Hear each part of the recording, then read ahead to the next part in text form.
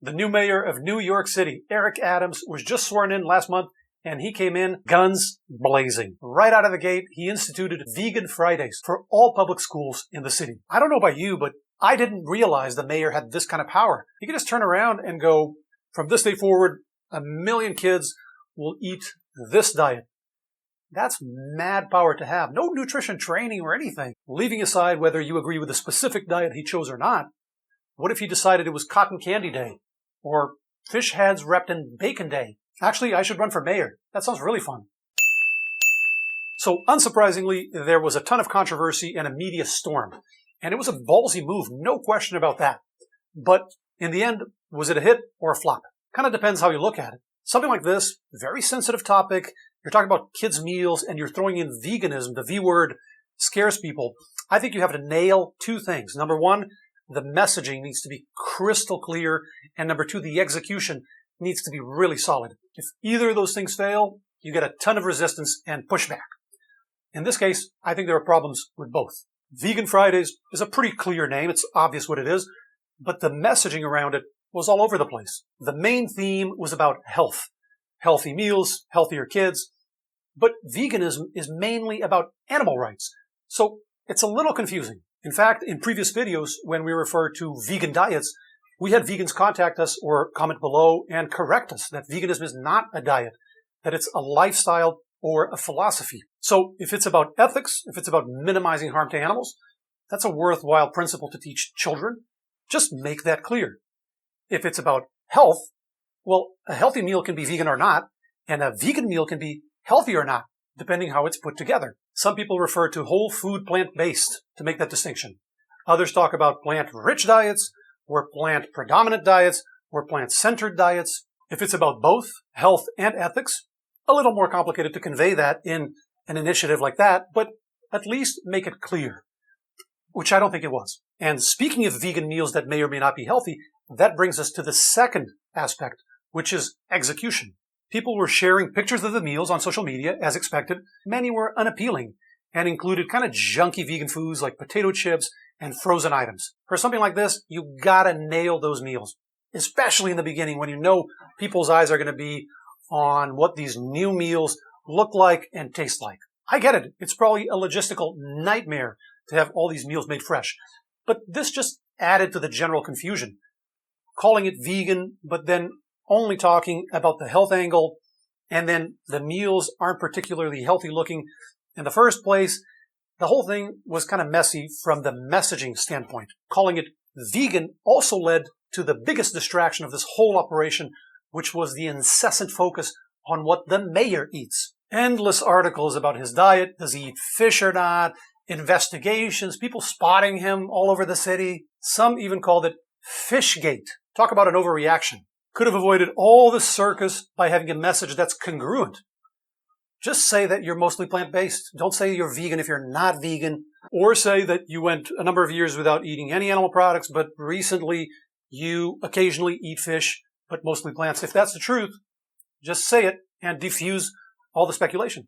It's not that big a deal. And I couldn't be any more sympathetic towards giving kids more fruits and vegetables. But the honest impression I got from the whole thing was that maybe the motive was part health and part ethics. But they didn't want to go into the ethics too much because it's a thorny subject. So they pitched the health angle exclusively or almost exclusively, but the whole thing came off a bit incongruent. Okay, so those were some of the issues with the operation and the optics. On the other hand, there were a lot of concerns and attacks on the initiative that were completely unreasonable. Lots of people up in arms about how kids are going to be malnourished and nutrient deficient. Really hard to take those arguments seriously. First of all, we're talking about 1 meal a week. It's pretty much nutritionally inconsequential. It doesn't make much of a difference. And with regards to concerns of kids eating vegan, we recently went over all of the evidence on vegan children, all the available studies going back decades. And when you put it together, it indicates that if the diet is well designed and your bases are covered, kids are getting B12, getting vitamin D, those obvious things, there's no defect. The kids grow fine, the blood work is fine, there's no obvious issue. And that's for kids being raised vegan. It's got nothing to do with this. This is 1 meal a week. This is not turning the kids vegan. I even saw some people saying Vegan Fridays should include supplements because it's a vegan diet. you don't need to take supplements because you didn't eat meat for one meal. You don't get B12 deficient between breakfast and dinner. And here's the kicker. It seems that Vegan Fridays aren't even vegan. Milk is always available, and the students can request a non-vegan meal anyway. So much ado about so little. So the upside of all of this, he's a gutsy guy, no doubt about that, not afraid to ruffle feathers, and the basic idea of giving kids healthier meals, I mean, you can argue the details, but the fundamental idea is crucial. Our diets in the Western Hemisphere are absurd in average, and it all starts as kids. Every meal is a teaching opportunity. Kids should know where foods come from, the health value of each food, the basics on protein and where you find it, calcium, iron. If we teach kids the basics early, we'll have less confused adults. Right now, we're not even teaching doctors nutrition. So we have doctors confused about nutrition, a population confused about nutrition. No wonder we're sick. Okay, so here's what I would do if I were the mayor. I wouldn't do Vegan Fridays. Nothing against veganism, but I think with a different approach, you can move the needle more on health, on environment, maybe even ethics. I would fix a third of the plate. A third of the plate is always unprocessed plant foods, fruits and vegetables. It could be cooked, it could be raw, but always unprocessed plants. You can call it a greener future if you need a name, or don't call it anything. Just say, we're giving kids healthier meals.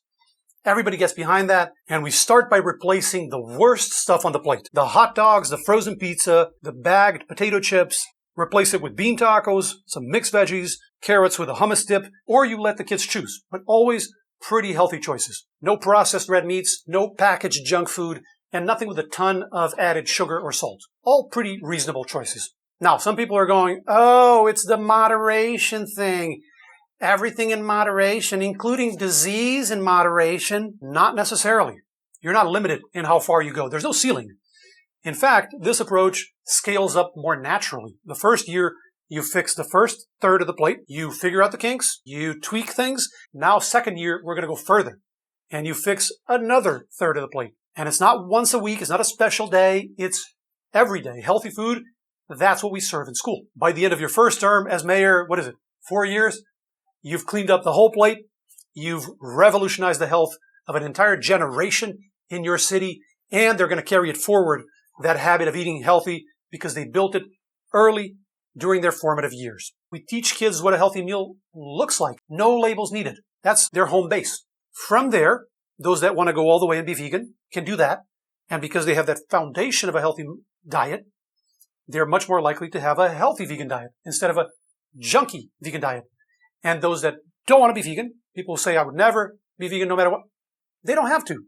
They can continue eating a variety of foods, but still in a healthy dietary pattern, rich in fruits and vegetables, low in processed junk.